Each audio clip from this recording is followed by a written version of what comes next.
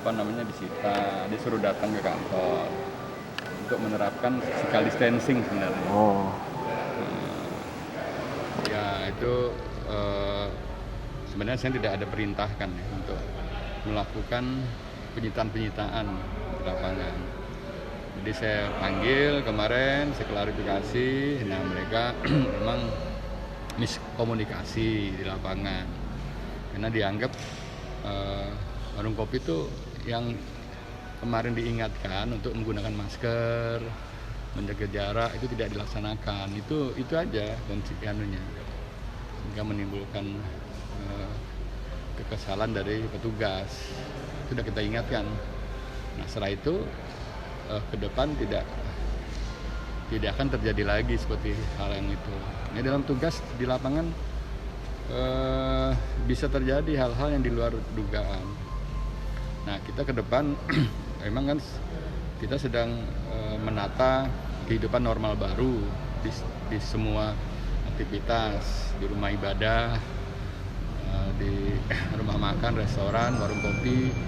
Nah dalam waktu singkat ini kita lagi menyusun nih protokol kesehatannya, dan ada petunjuk dari pemerintah pusat juga yang sudah menyampaikan dari Kemendagri, dari Kementerian Perdagangan. Nah itu kan kita jadikan latar belakang juga bagaimana menyikapi perekonomian itu bisa berjalan tapi memperhatikan protokol kesehatan. Biarpun bagaimana virus ini kan masih ada di kota Pontianak.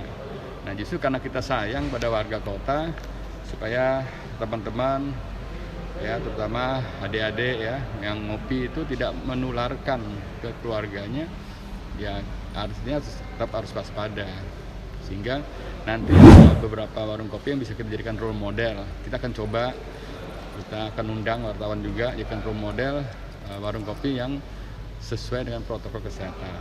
Nanti dari asosiasi kan juga sudah berkomitmen di dalam postingannya siap untuk mematuhi protokol kesehatannya.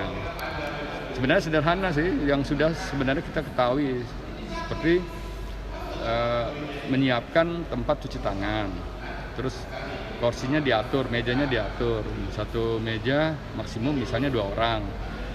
Ya, lebih bagus lagi kalau ada pembatasnya misalnya, kan itu inovasi-inovasi yang dilakukan. Intinya supaya ada berjarak.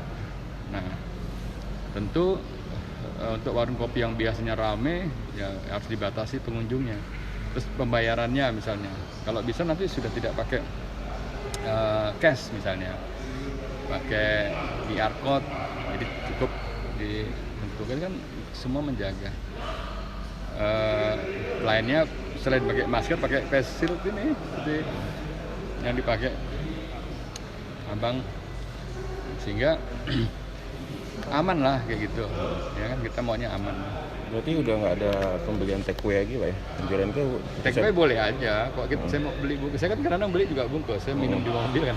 Enggak, maksudnya berarti masyarakat sudah bisa duduk. Oh maksudnya minum dan makan di tempat misalnya, itu yang makan, minum dan makan di tempat secara bertahap lah, jangan langsung mentang-mentang new normal langsung blung gitu rame gitu kan, nanti kasusnya meningkat lagi misalnya.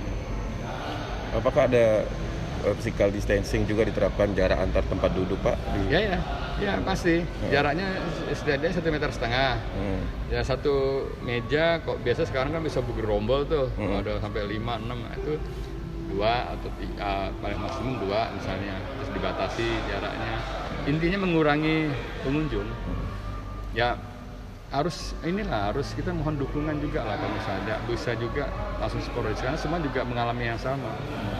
Kalau misalnya biasanya warung kopi itu penuh misalnya, kita lihat beberapa warung kopi, ya mereka juga harus maklum kalau kita memang kondisinya seperti ini, jadi secara bertahap. Kalau udah syukur-syukur kalau misalnya virus sudah vaksin sudah ditemukan dan normal kembali, ya alhamdulillah cepat gitu. Pak, berarti sudah mulai ya pemberlakuan warung kopi ini saat ini? Secara resmi saya tidak menyarankan, tapi mereka yang sudah memang buka kan selama ini. Mereka sudah mulai menata. Nanti kita akan secara resmi akan kita launching. Kapan, Pak? Secepatnya kalau sudah kan gini maksudnya. Protokol kita buat, nanti ada perjanjian dari pihak warung kopi menandatangani fakta integritas, patuh dengan itu kan harus itu. Kita harus ada komitmen. Kita sebenarnya tidak mempersulit ya, tapi sama-sama menjaga. Berarti secara bertahap sudah dan mereka tidak ada razia lagi mungkin Pak. Mungkin yang mereka takutin kan Kita razia. tidak razia yang sifatnya represif. Ya. Kita patroli terus menyadarkan dan menghimbau. Selain kepada pengusaha, kepada warga juga supaya kalau tidak lupa pakai masker atau tidak pakai masker. Artinya kita jangan menganggap mentang-mentang sekarang ini udah aman gitu. Nah jangan. Buktinya kita lihat sekarang saya ini masih pakai masker kan.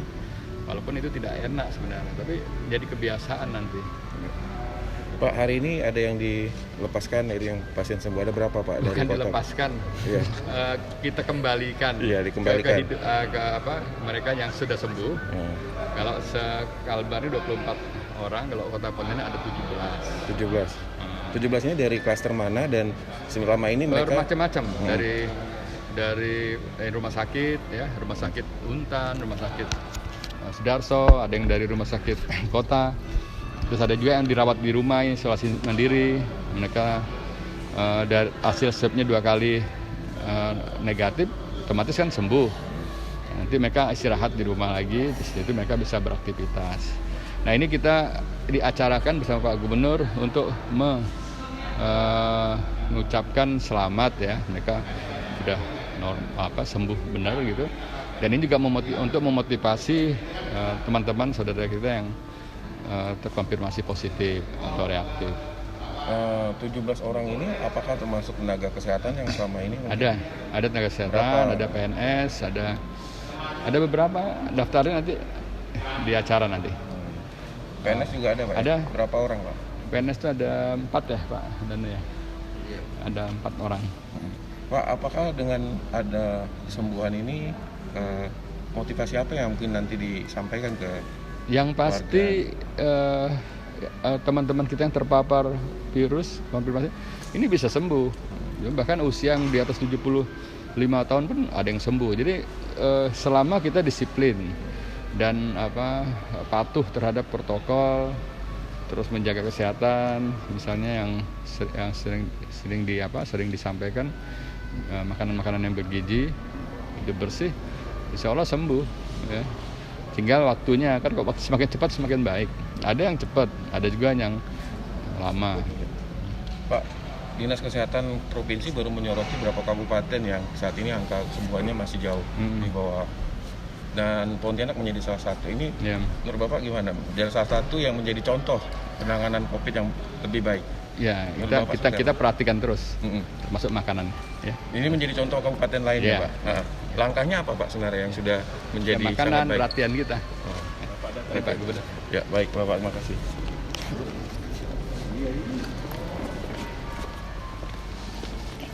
Minta pistol.